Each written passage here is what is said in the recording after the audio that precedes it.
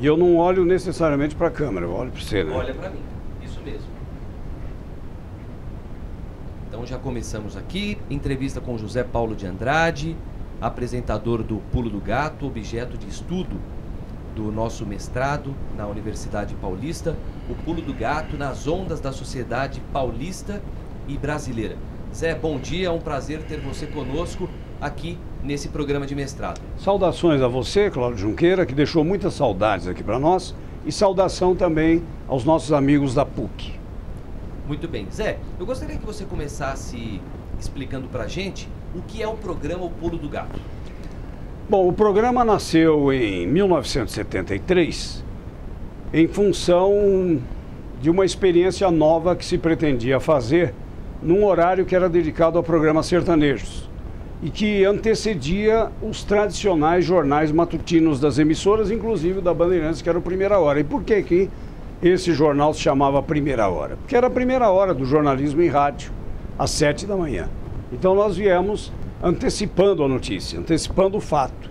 Foi uma experiência que hoje, 40 anos depois, eu posso dizer muito bem sucedida, porque ainda o programa está no ar. Mas ele teve várias mudanças ao longo do tempo que nós poderemos ir detalhando ao longo da entrevista, Cláudio. Muito bem. Zé, e qual que é a sua relação com o programa? Eu sou referência do programa e ele é minha referência. Ah, o Zé Paulo do Pulo do Gato é o Pulo do Gato do Zé Paulo. Então ficou uma coisa só. É muito ligado.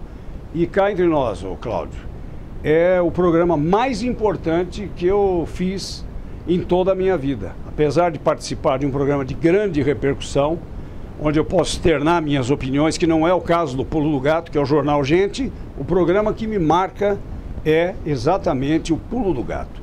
Para você ter uma ideia, em 1994, 2 anos depois de eu ter sofrido um infarto e de ter puxado um pouco o breque de mão, e o João Saad entendia isso, porque ele também era safenado, ele me chamou. Me chamou e disse que eu era chefe do jornalismo naquela época, que ele gostaria que eu ficasse mais tempo aqui, em contato com ele, para discutir assuntos, etc. E me sugeriu que eu deixasse o Pulo do Gato, que era sacrificado, levantar cedo e tudo mais. Pois a minha resposta a ele foi que eu era apresentador de rádio. Eu não era chefe, eu estava chefe. Então eu entendia a necessidade dele de ter uma pessoa, né, que ficasse aqui mais tempo do que eu estava ficando e que eu abria a mão da chefia. Foi assim que eu saí da chefia em 1994, para ficar com o Pulo do Gato e o jornal Gente, que eu já fazia também na época. Mas era impensável para mim deixar de fazer o Pulo do Gato, era uma marca na minha vida. E quando eu fui convidado para fazer o Pulo do Gato, eu achei que podia ser uma pegadinha, sabe? Uma pegadinha na minha carreira, porque eu não me relacionava muito bem com o Hélio Ribeiro, que era o diretor artístico. No plano pessoal, eu era um admirador dele, sempre achei um grande profissional, sabia que ele tinha respeito por mim, mas nós não conseguíamos conversar. Acho que eram duas personalidades muito fortes, a dele talvez mais forte do que a minha, mas de qualquer maneira era começar a conversar para ter discussão. Quando ele me convidou para fazer o Pulo do Gato, saindo do Primeira Hora, eu achei que ali tinha. Falei, agora que ele me manda para a rua. Mas resolvi encarar o desafio e tive um grande parceiro nessa aventura, que era uma aventura, você fazer um programa jornalístico onde só cabia programa sertanejo, que foi o Alberto Curado, que eu sempre cito e que foi importantíssimo. Nós fizemos um laboratório no Pulo do Gato. Se não fosse o Curado, eu não sei, o programa talvez tivesse outra característica. Isso, daqui a pouquinho você vai falar mais sobre o Curado, que é uma das nossas perguntas mesmo aqui. Zé, e a que se deve a longevidade do programa? Olha, o maior desafio, Cláudio, isso vale para a vida, é você atingir uma posição e se manter nela. Essa é a grande dificuldade que qualquer profissional em qualquer área tem. Porque você conquista, você ganha fama, mas só de nome você não consegue manter nada na vida. Então é preciso matar um leão por dia. Eu procuro fazer isso no Pulo do Gato. Talvez seja a explicação. Eu gosto muito de ouvir os jovens, me vali muitas vezes de gírias dos jovens através dos meus filhos.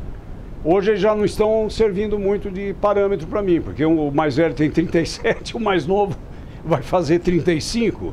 Então eu preciso ouvir as gerações mais novas. E onde que eu encontro? Aqui na redação da Bandeirantes. Então, olha, eu vejo uma coisa muito interessante. O mais velho hoje em atividade aqui é o Salomão Esper, que está com 84 anos. Eu estou com 71 para 72. E nós temos colegas de 20 anos de idade. Ou até menos, no caso, por exemplo, dos office boys, que entram aqui com 18, 19, que foi a idade com que eu comecei a minha carreira. Então, é importante esse convívio, esse contato, sabe, pegar até a linguagem mais moderna, e eu acredito que esse seja um dos segredos do Pulo do Gato se manter. E esse é um exercício diário, né, Zé? Diário, diário. Eu procuro me inteirar, né, das novidades. Então, por exemplo, eu não sou um noveleiro. Já assisti algumas novelas. A última que eu assisti, que eu acompanhei mesmo, chegar lá para assistir, não, hoje não posso perder o cabelo, foi Fina Estampa. Até pela maravilhosa interpretação, né, da Lília Cabral. Foi a última. Eu não costumo acompanhar porque escraviza você, né? Mas é importante você estar a par do que está acontecendo na novela, porque a maioria vê. Então, de vez em quando, eu solto uns comentários aí. Eu deixei de fazer comentários a respeito do Big Brother. Eu fazia. Inclusive dizia quem tinha saído do paredão, porque apelaram demais esse ano aqui. Esse ano é pura sacanagem o Big Brother. Então esse não entra no Pulo do Gato mais. Que legal. Ô Zé, e como é que o programa se relaciona com o seu público? Olha, de várias formas. Nós temos uma excelente produtora, que é a editora Silvânia Alves, grande locutora, uma das vozes mais lindas do rádio, né, que faz esse papel aí. Veja que ela me substitui no sábado e ela não corre o risco da comparação. Se fosse um homem o substituto, correria esse risco, como já tivemos grandes companheiros que fizeram, né? Zé Nelo Marques, o Luiz Nogueira, o Raíssen Abac. Um homem sempre corre, né, para mostrar que ele é diferente, ele procura mostrar um estilo próprio. E aí tem a comparação, que não é boa, porque eu estou há muitos anos no programa. E aí, no caso, vale aquela máxima de que a antiguidade é posto. Com a Silvânia fazendo, é uma voz feminina linda, ela não se atreve muitas vezes a fazer os comentários que eu faria, mas ela não deixa também de atuar nesse campo. Quando ela se indigna com alguma coisa, ela fala, faz, e principalmente ela tem uma marca no final do programa, que é o Fiquem com Deus. Então esse Fiquem com Deus é a marca registrada dela no Pulo do Gato todos os sábados e nas minhas impossibilidades, que infelizmente ultimamente tem sido muitas, viu, Cláudio? E cada profissional tem a sua marca, né, Zé? Sim. Qual Exato. seria a marca do José Paulo de Andrade? Olha, ser nervoso, agressivo, irritante. Então eu sou do tipo que não passa indiferente ao ouvinte. Ou ele me ama ou me odeia. Eu não sei hoje como é que está essa balança aí, mas eu acho que os que gostam de mim são em maior número do que os que não gostam. É a maioria. Mas de vez em quando eu topo com alguém na rua que fala assim: "Ô, mas você é reacionário, hein?" E aí o que eu faço? Obrigado pela audiência, prazer em conhecê-lo, e caio fora. Eu não vou ficar discutindo no meio de um shopping, como já aconteceu. O cidadão me peitou assim: "Mas como você é reacionário, hein?" Não, eu sou conservador. Quem é o conservador? É aquele que lutou para ter alguma coisa e que não admite perdê-la. Esse é o conservador. Agora vai ver quem são os progressistas. São aqueles que ficam esperando vir vale, cota, bolsa. Esses são os progressistas. Zé, e nós estamos falando de público. Quem é o público do programa? Você sabe que essa foi a primeira questão que eu e o Curado na época tivemos que resolver. Falei: "Curado, quem é que ouve rádio, meu Deus do céu, às 6h30 da manhã?" Porque era madrugada às 6h30. Hoje já é manhã, mas era madrugada. Aí ele falou: "Olha, vamos testar algumas coisas no programa." O programa, quando começou, eu não sei se você tem essa pergunta aí, como é que começou o programa? Ele tinha duas participações que não se justificavam, que era uma de Belo Horizonte e outra de Porto Alegre. Entravam repórteres das ruas, nada a ver. E aqui em São Paulo, claro, nós tínhamos, né, o repórter. Mas por quê? Porque interessava ao patrocinador, que eram as pilhas Everett. Então se juntou o útil ao agradável. Era a pilha do gato, a pilha Everett. Faz tempo que eu não vejo essa pilha por aí, não sei nem se existe ainda. É da Union Carbide, teve um problema lá na Índia e tal, eu não sei se ainda existe, mas o fato é que não anunciou mais. E era o Pulo do Gato. O Pulo do Gato é uma fábula brasileira, mineira, né, da esperteza do gato. Ele foi ensinando a onça estava com más intenções, né? Ela queria pegar o gato. E ele foi ensinando, como felino que era, né? Os pulos que a onça tinha que dar e tudo mais. E aí, na hora que ela achou que já sabia tudo, ela falou, agora eu vou papar esse felino aí.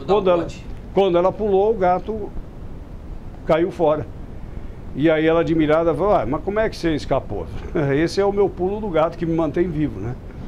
Então, o significado dele é aquele conhecimento além que você tem e que você não passa para outros. Você ensina o básico, mas nunca o pulo do gato. Porque senão você deixa de ser necessário e eles trazem alguém para ganhar menos do que você na mesma função. Zé, e qual é o segredo para manter um público tão fiel ao longo de todos esses anos e, é claro, com tanta concorrência?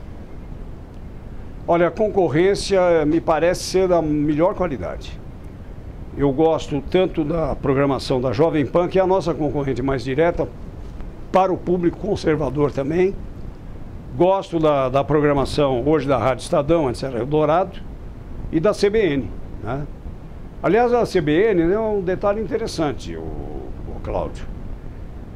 Nós demos um grande impulso à CBN, o jornalismo da Bandeirantes. Parece pretensioso falar isso, mas aconteceu em 1992, um pouco antes de eu ter o infarto, mas não foi por isso que eu tive, foi por causa do cigarro, né? Nós realizamos um programa conjunto, e depois eu fiquei sabendo que quem lá na CBN bolou essa intermediação, fez a intermediação com a Bandeirantes, foi o Raíssen Abac, que depois é o nosso querido colega de tantos anos e hoje é amigo, né? Está lá na Rádio Estadão. Ele ouviu o ministro Antônio Rogério Magri aqui na Bandeirantes. E eles estavam lá na CBN, programa do Heródoto Barbeiro, né, grande jornalista, com o fiscal da Previdência que estava acusando de uma irregularidade o ministro Magri. Então, o Raíssen espertamente ligou para cá, vocês não topam colocar os dois aqui para discutir no ar, e fizemos uma junção. E esse programa ganhou o prêmio Líbero Badaró, foi o grande prêmio Líbero Badaró de jornalismo de 92, que eu fui receber em setembro e em outubro eu tive um infarto, né? Então eu e o Heródoto, nós dividimos o prêmio. Então deu um impulso ali para a CBN, ela se tornou bem visível. E depois, né, quando houve o impeachment do Collor, aquelas discussões todas, como eles não tinham os mesmos compromissos comerciais da Bandeirantes, eles podiam dedicar horas e horas a falar direto ao lado de Brasília, e foi aí que a rádio se firmou.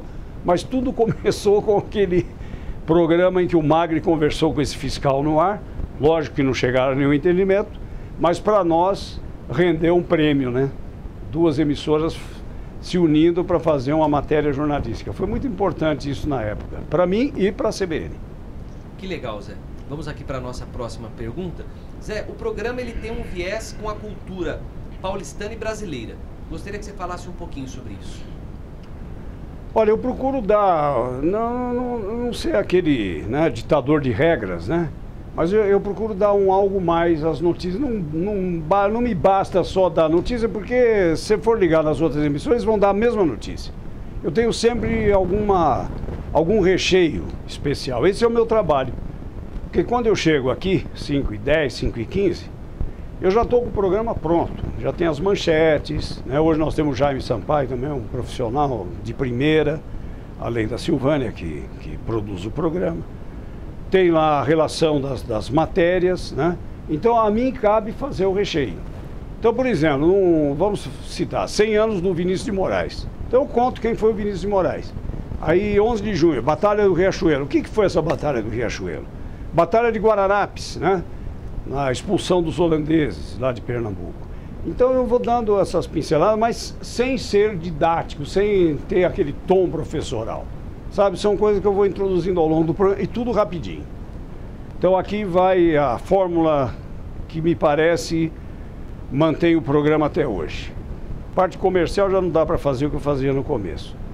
Mas é assim, intervalos curtos eram de 30 segundos. Hoje pode ser de 1 minuto, 1 minuto e 20, 1 minuto e meio. Intervalos curtos, para não cansar o ouvinte, porque senão ele vira. Ele tem lá um botãozinho, tá certo? Ele faz lá o passeio dele, né? Outra coisa, nenhum assunto, inclusive reportagem, de mais de 2 minutos. Porque há estudos que mostram que a pessoa presta atenção uns 2 minutos em qualquer coisa. Depois disso começa a dispersar. Então, antes que canse, ou o assunto não esteja interessando a uma parte de ouvintes, ele sabe que ele ficando ali, logo vai ter alguma coisa que pode interessá-lo. Então, essa é uma amarração que eu faço no programa, desde o começo. Então, essa é a fórmula. E de onde eu tirei essa fórmula? Não foi da minha cabeça.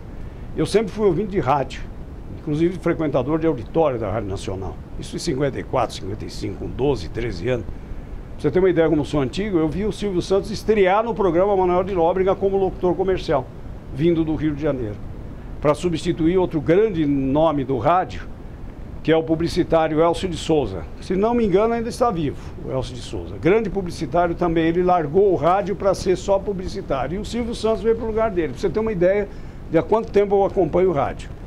E houve 2 programas que me marcaram muito. Um era da Nacional do Rio, que foi feito aqui em São Paulo também. Nada além de 2 minutos.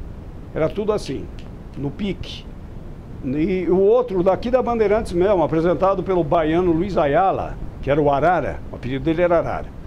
O Luiz Ayala fazia das 6h30 às 7h, um programa chamado Rádio Folhinha Forte. Era um programa também de notícias, mas muito de entretenimento, tinha horóscopo, etc e tal. E era tudo rapidinho, era um belíssimo ritmo, ele era um grande apresentador, Luiz Ayala.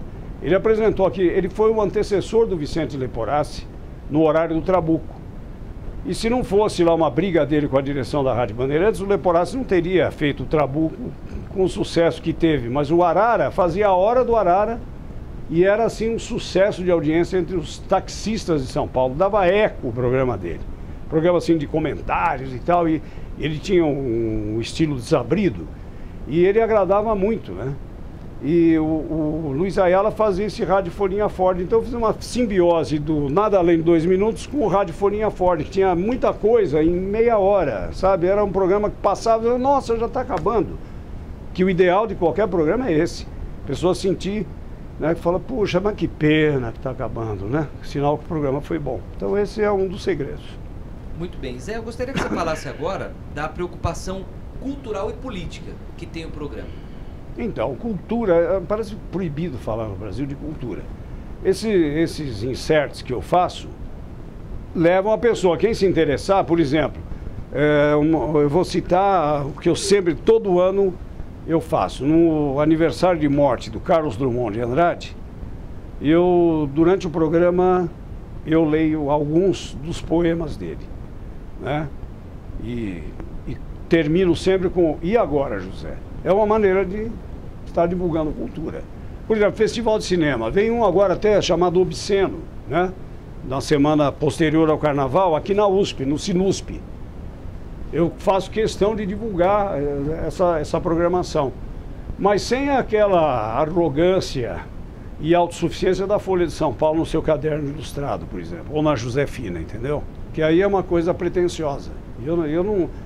Eu me defino, primeiro, como um maratonista na profissão. As coisas não caíram do céu. Eu batalhei para conquistar. Como o maratonista, ele anda 42, corre 42 quilômetros, mais 300 metros. Os 300 metros dizem que é o mais difícil, né, da caminhada. Então eu sou um maratonista na profissão. Eu não consegui sucesso assim imediato, né, como muitos conseguem, e esses são os velocistas, né, que é o corredor de 100 metros, né. Ele vai lá em 9 segundos e pouco, pronto, ele ganha a mesma medalha que o maratonista depois de 42 km e 300. Né? Essa é uma questão. Segunda questão, eu não me considero uma pessoa de cultura, eu sou uma pessoa de instrução. Então tenho um verniz cultural, ao contrário, por exemplo, do grande colega, o Salomão Esper. Salomão, além de ser instruído, ele tem cultura, que é uma coisa que vem de base. E ele certamente não foi só a escola, é que ele tinha uma cabeça voltada para investigar as coisas, procurar e tudo mais. Tanto é que ele tem uma memória para poesias da época que ele era estudante, coisa que eu não tenho. Então eu tenho um verniz de cultura, mas tenho instrução. E eu procuro usar da melhor maneira possível isso. Porque a maioria dos brasileiros não tem cultura, tem instrução. Zé, isso no campo cultural e da parte política? Não, aí não. Pulo do gato não mexe com essas coisas. Eu posso às vezes comentar atos administrativos do prefeito, do governador, por sinal tem falado muito dos governantes traseiros flácidos, né? diante principalmente dos problemas de segurança, e da prefeitura, que eu tenho um conhecimento já, né, quando eu entrei para fazer o programa, o prefeito era Olavo Setúbal, veja o tempo que decorreu. Então aí eu tenho como comentar, mas a parte administrativa, a parte política eu deixo para o jornal Gente. Então aí eu posso até me soltar um pouco mais, que é um programa de comentários. Agora o Pulo do Gato não, é um programa de notícias e informações. Zé, o programa está caminhando para 41 anos agora, né? Sim. Em 2014. E qual ou quais programas que te marcaram? Desses 41 anos? Desses 41 anos. Olha, a queda do Allende no Chile no dia 11 de setembro de 1973. Foi o ano que começou o programa. E já começou assim. Era Médici, hein? A Era Médici, que foi a mais repressiva do regime militar.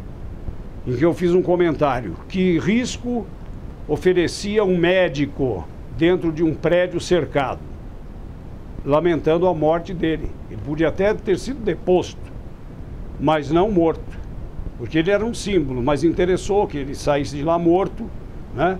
E ainda se discute, tudo indica que ele tenha suicidado, mas há dúvidas, como há dúvidas sobre várias coisas que aconteceram aqui no Brasil. Então esse foi um programa marcante para mim, porque eu mereci não a reprimenda, mas pelo menos observações do tipo, pô, mas você fala uma coisa dessas, vem aqui e fecha a emissora, porque era a época dura do regime militar. Então esse marcou muito, mas teve muitos outros, né? Muitas satisfações que eu tive ao longo do programa. Se você quiser detalhar algumas das sessões que nós fizemos, a gente pode tratar disso também. Ok. Zé, e o que mudou no programa O Pulo do Gato desde a sua criação em 1973? O ouvinte. O que mudou foi o ouvinte. Não só pelas gerações que vieram depois, né? Que aí é óbvio. Mas não, pela maneira como hoje se comporta o ouvinte ou o telespectador ou o leitor. Hoje eles são críticos.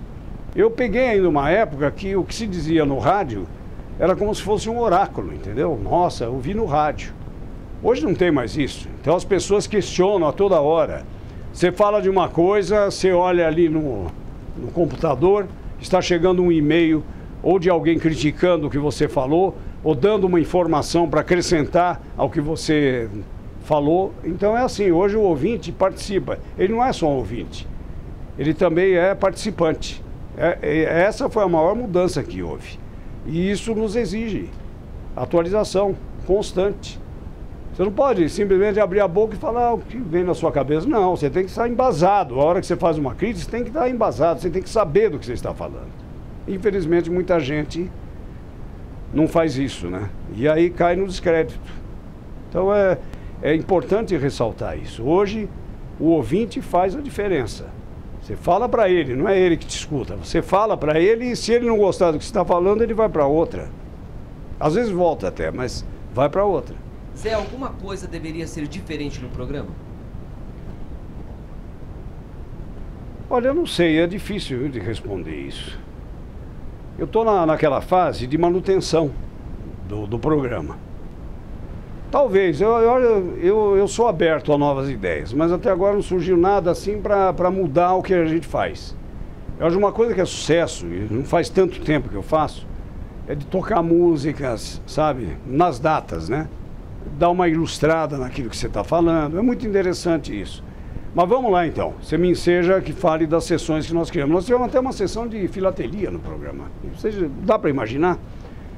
E era um jornalista especializado, o Américo Tosini. Tenho uma saudade grande dele. Há muito tempo não tenho notícia. Mas, depois de algum tempo, eu cheguei à conclusão de que, fora nós, e mais uma meia dúzia, porque é um círculo muito restrito, a filatelia não atingia a maior parte, seria a cultura até, né?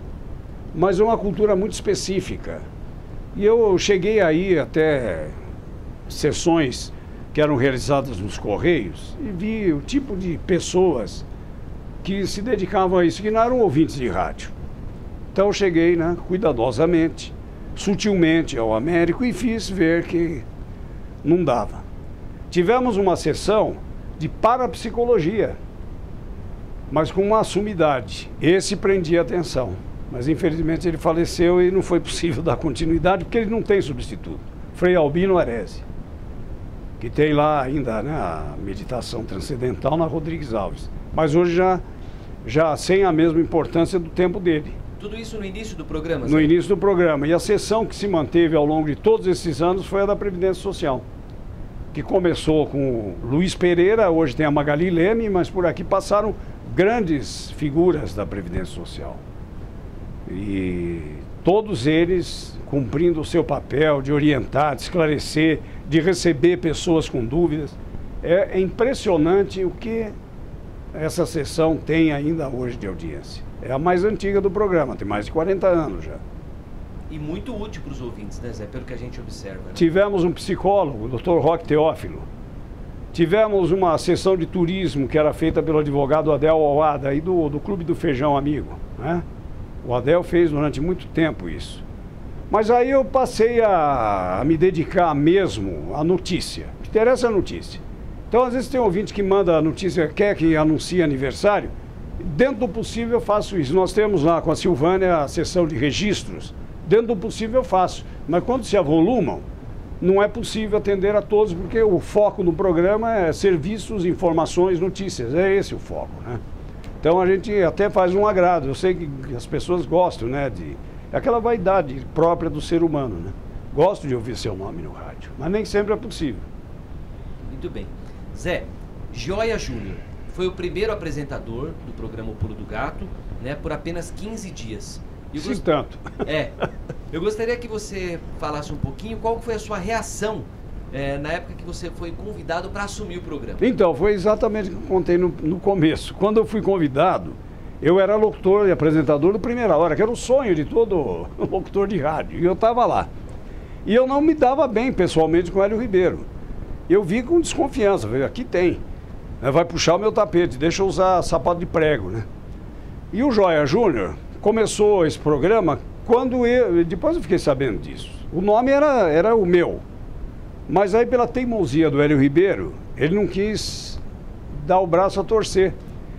Mas o Joia Júnior já era político nessa época, era um homem de muitas atividades, um grande companheiro, tenho uma saudade danada dele, porque ele, além de trabalhar aqui na Rádio Bandeirantes, trabalhou conosco também na TV Bandeirantes, naquele programa que é citado até como referência, que era o Titulares da Notícia da Hora do Almoço, que tinha o Maurício Leiro Gama como âncora. E a gente chamava de peão, naquela época não se chamava de âncora, porque ele ficava rodando e apontando para cada um dos comentaristas os assuntos que eram escolhidos. E o Joia Júnior fazia parte disso. Eu tenho até uma foto com ele nesse programa, né? E o Joia era um poeta, um escritor, presidente da Aresp, Associação dos Radialistas, e vereador na época em São Paulo. Era um político já. Então ele tinha uma atividade intensíssima. E levantar cedo não era para ele. Ele fazia o programa às 6 da tarde. Fazia um programa 12 horas antes. Ele começou, até para nos agradar, o Hélio Ribeiro. Mas logo na primeira semana ele viu que não ia dar. E teve até um fato curioso no primeiro programa com o Teve, Joia, né? porque ele deu a hora como se fosse no Chega de Prosa, que era das 18 às 18h30. Aí às 6h13 da manhã, ele deu a hora 18h13. Eu acordava nesse horário. Veja só, hein? Eu vinha para a rádio para fazer o Primeira Hora às 7 horas. Eu acordava às 6h15 da manhã. Imagina se eu faço isso hoje, eu não chego nem para o Jornal Gente às 8. Não sai nem da porta de casa. Não saio, né? Veja como mudou, né? E aí ele dá a hora, 18 horas e 13 minutos. Eu acordei em pânico. Acordei minha mulher. Falei, Nadir, perdemos a hora, não é possível. Dormi 12 horas. Aí ele veio e corrigiu. Me desculpe, eu estou acostumado. Então, são 6h13. Aí foi aquele alívio. E foi quando eu tomei conhecimento que o programa estava estreando. Eu não sabia que isso, eu não ficava aqui durante o dia. Então eu acompanhava muito pouco essa parte interna, né? E aí que eu fiquei sabendo do Pulo do Gato. Depois eu fiquei sabendo que o nome escolhido era o meu, mas o Hélio Ribeiro não quis no primeiro momento, e aí ele se rendeu. Quando o Joia levou a ele esse problema, né, do horário e tudo mais, a atividade dele, aí ele concordou com o Jair Brito, né, que faleceu recentemente. O Jair era o executivo do artístico e era o que mais trabalhava pelo meu nome. E aí o Jair falou, então vamos pôr o Zé Paulo agora. Aí não houve reação do Hélio Ribeiro, houve minha. Epa, que é isso? Não, um programa novo, tem anunciante, que era o Evered, né? Pires Evered. E aí foi. E eu fui e não saí mais, como quando eu entrei na carreira, né? O Atílio Ricó, que foi o meu descobridor, era meu colega da escola. Ele falou, olha, eu estou indo para a Rádio América, ela vai fazer futebol com a Bandeirantes. Eu não posso te prometer salário, mas se você quiser ver como é que é, você vai lá, chega lá para ver como é que é. Eu fui e não saí mais, né? E estou há 53 anos nisso. Que bom. Zé, já que você falou do Jair Brito, uma das questões aqui é justamente sobre ele. Na época, ele era assistente da direção aqui da Rádio Bandeirantes. Ele era como se fosse um secretário executivo. Um secretário executivo. E que, involuntariamente, ele acabou dando nome ao programa do Pulo do Gato, é isso mesmo? Você sabe que essa parte eu não sei bem, não. Eu não sei bem. Pode ter sido o Hélio Ribeiro. Ele não admitiria que o outro tivesse a ideia antes dele. Ele era muito assim. E era uma pessoa criativa. E aí também entrou a parte da agência, que eu não lembro qual era. E então eu não posso afirmar para você. Já ouvi isso também. Mas o Jair, como profissional, era um profissional humilde. Ele sabia o que fazia e não queria ter as glórias do que ele criasse. Então é bem possível que seja coisa dele mesmo. Agora, que foi bem bolado, foi. Porque juntava, né, uma expressão popular, que é o pulo do gato, com a pilha do gato. Foi muito oportuno, né, Zé? Foi. Zé, e o que o programa, o Pulo do Gato, representa na programação da Rádio Bandeirantes? Olha, ele é hoje a primeira hora do jornalismo, né? Depois nós temos o jornal Primeira Hora, mas que baseia muito a sua audiência na audiência que vem antes. Porque em rádio nós temos esse entrelaçamento. Da mesma maneira que o jornal Gente, às 8, pega a audiência do Primeira Hora. Então é importante você saber ligar esses programas. Então o Pulo do Gato hoje é a abertura do nosso jornalismo diário, né? Então é muito importante, é fundamental esse horário das 6, né? Ou das 5h30, que começa já há algum tempo às 5h30. Ô Zé, tem uma expressão que você se utiliza sempre no programa. O programa que tem a cara de São Paulo. Por quê? Porque fala muito de São Paulo, fala das coisas de São Paulo. E eu sempre discuti isso, sem desdouro para outras cidades, para outros estados. São Paulo é onde se realizam as pesquisas de audiência. São Paulo é onde está a maioria dos anunciantes. Então é um programa voltado para São Paulo. São Paulo tem a 5ª população do país. 5ª população do país. Quer dizer, São Paulo é maior do que 23 unidades da federação. Quando você fala, não, a cidade de São Paulo tem mais habitantes que o Rio Grande do Sul, as pessoas se surpreendem. Fala, não é possível. É possível. Nós estamos aqui hoje com 11 milhões, mais ou menos, número chutado, mas de 10 milhões nós já passamos. É só pegar a população dos estados brasileiros e verificar qual é a posição de São Paulo. A cidade de São Paulo só perde para o estado de São Paulo, para Minas, Rio de Janeiro e Bahia. Esses são os estados mais populosos do que São Paulo. De resto, então por que não ser voltado para São Paulo? Está aqui o nosso filão. Zé, e ainda voltando um pouquinho à origem do programa, nós apuramos aqui no CEDOM, Centro de Documentação e Memória da Rádio Bandeirantes, em alguns áudios, justamente tem o Hélio Ribeiro falando dessa iniciativa do Jair Brito e que a proposta inicial para o nome do programa seria Antecipação ou O Canto do Galo. Então aí eu já não posso dizer porque eu não participei disso. Mas você tem o Hélio Ribeiro dizendo que foi o Jair Brito que teve... Isso mesmo. Ah, então foi ele mesmo. Então pronto, matamos essa charada. Porque o Hélio jamais diria que alguém fez se não fosse verdade. Porque de fato tinha ocorrido. Ele mesmo. gostaria de ter tido a ideia, mas não teve então. Então foi o Jair mesmo, isso aí já tinha ouvido. Mas eu não participei de nada antes de começar a apresentar o programa, 10 dias ou 15 dias depois do Joia. Alguma observação sobre esses dois possíveis nomes? Antecipação ou Canto do Galo? Canto do Galo me parece bom. Então se um dia eu sair da Bandeirantes e for para outra, eu vou lançar o Canto do Galo. A gente não ouve mais galo aqui em São Paulo, né? Eu ouço quando eu vou para Ubatuba. Tem um galo lá que não sabe bem o horário, 3 da manhã já está cantando. Mas aqui não, aqui você não ouve, aqui você ouve a sabiá. Por sinal, nesse período de verão, a sabiá não sei para onde foi, que ela sumiu daqui, né? Mas é a marca de São Paulo hoje, é a sabiá. É verdade, sabiá laranjeira, né, Zé? Isso. Zé, agora vamos falar dele. O primeiro e mais duradouro produtor do programa foi o jornalista Gualberto Curado, que em 2 passagens pela emissora ficou cerca de 20 anos. Então, que papel ele desempenhou na consolidação do programa e qual foi a importância dele para o Pulo do Gato? Fundamental, fundamental, porque era muito criativo. Eu acho que a falha do Alberto Curado como profissional era ser um tanto dispersivo. Ele tinha tantas ideias. Sabe quando você começa a misturar as coisas? Você está fazendo uma coisa, lembrou de outra, você vai fazer. Ele era assim, você não podia. Ele tinha que ser um coringa dentro da nossa programação. Porque ele criava não só para o Pulo do Gato, para a programação mesmo da Rádio Bandeirantes. Ele era incapaz, ele ficava com o rádio ligado, ele era incapaz de não dar uma colaboração para qualquer dos programas no ar aqui, no horário que ele estivesse aqui. Então ele subia e falava assim, por que você não quer fazer assim? Sabe, as pessoas, além de tudo, humilde, preparado, tinha uma boa cultura, além de boa instrução, e tinha a respeitabilidade dos colegas. Então ele foi um achado. Depois dele, eu tive também o Carlos Alberto Vical, e o Cacá. Ficou um bom tempo comigo, também criativo. E mais ou menos do estilo do Gualberto Curado, quando o Gualberto saiu daqui, né? Depois tivemos a Eliane Leme. Então veja só, hoje temos a Silvânia Alves para produzir o programa. Todos os grandes profissionais, mas o Curado foi metade do Pulo do Gato e foi ele quem produziu. Então é um companheiro que eu... Você não imagina a tristeza, o dia que cheguei aqui, o Antenor Bicudo, que era do controle geral, falou para mim, você não sabe o que aconteceu. O Curado estava vindo para cá e morreu de infarto no caminho. Vá, você está brincando comigo. E tinha acontecido, tá bom? Vindo para Bandeirantes. Ele já deixava de véspera a abertura pronta. Estava lá a abertura e aí ele vinha e fazia manchetes e tudo mais. Naquele dia não teve, a manchete foi ele, infelizmente. Zé, na época de criação do programa, o superintendente geral era Murilo Leite, correto? Sim. Ele era contrário à ideia de ter um programa jornalístico antes das 7 da manhã. Também não sei disso.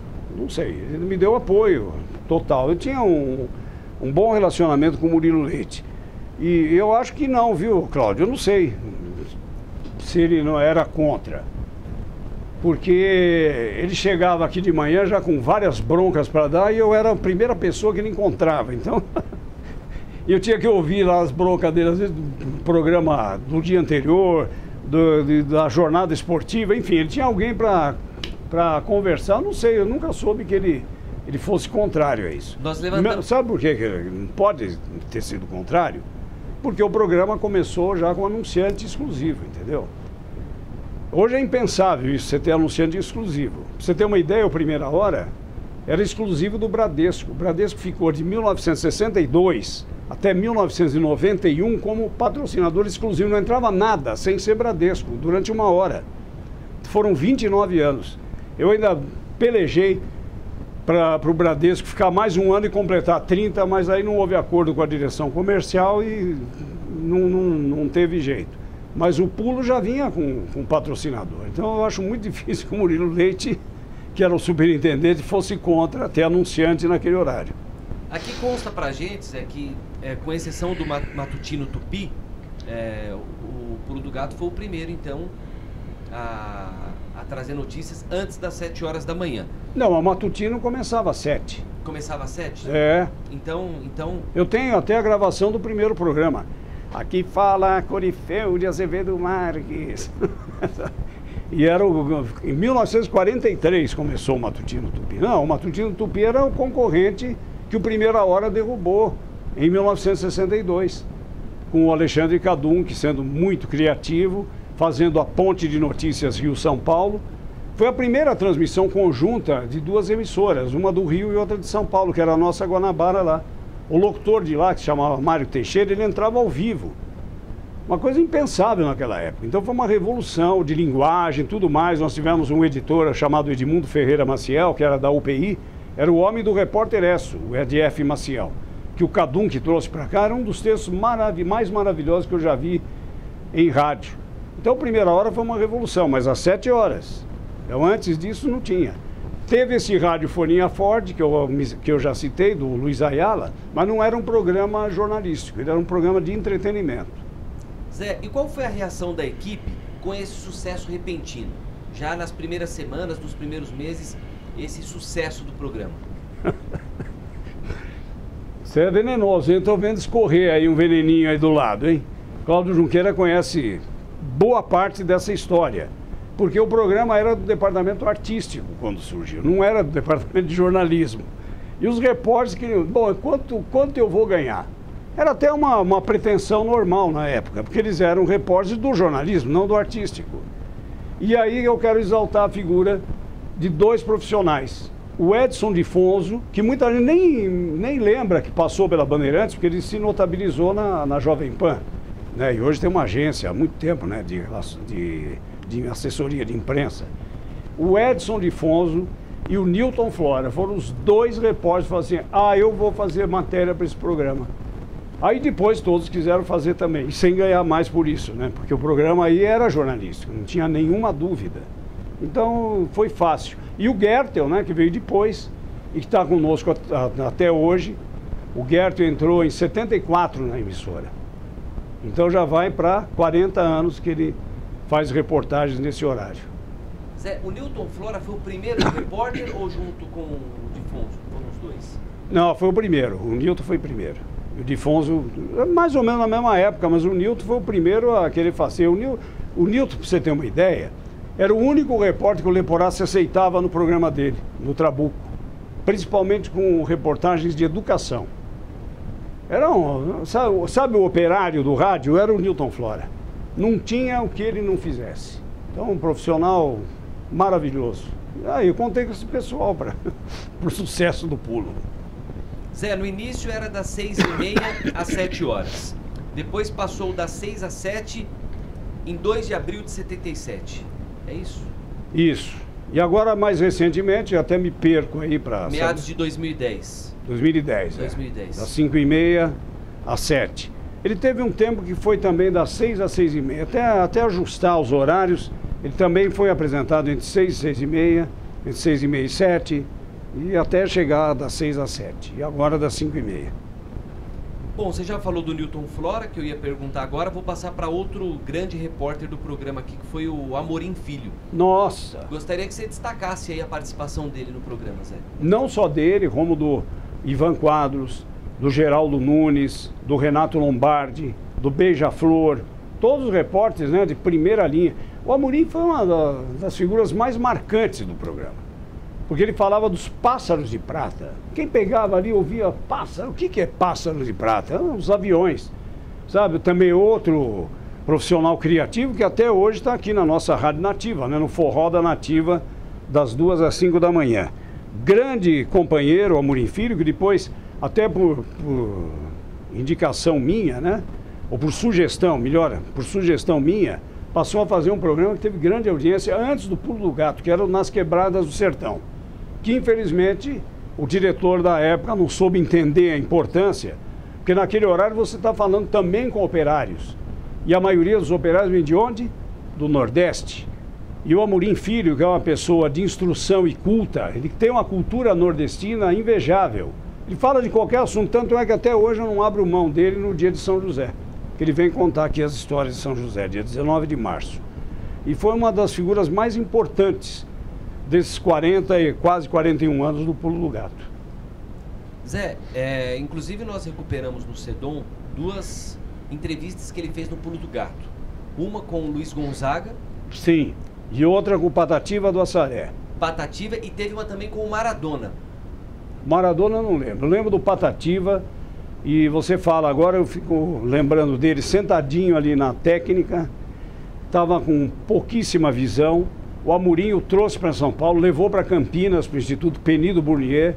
E olha, ele teve qualidade de vida nos últimos anos da sua intensa vida, né? O Patativa, exatamente por causa do Amorim Filho ter tido essa iniciativa. Mas foram entrevistas marcantes, né? Com Lua, então, nem se fale. Zé, então só recapitulando a equipe inicial do programa. Newton Flora... Teve o Edson Difonso, o Lencioni Filho, o Beija-Flor já fazia noticiário policial. Qual que era o papel do Lencioni? O Lencioni era repórter geral também. Repórter geral, Newton Flora. Também repórter. Difonso também. Na produção, Curado. Curado. Mais alguém na assistência, na edição? Não, nós éramos modestos naquele começo. Não tinha assistente de produção. Só tinha ele de produtor, assistente e quando precisava falava também. Zé, e você já fez de tudo no rádio, né? E na TV também. E por que mesmo assumindo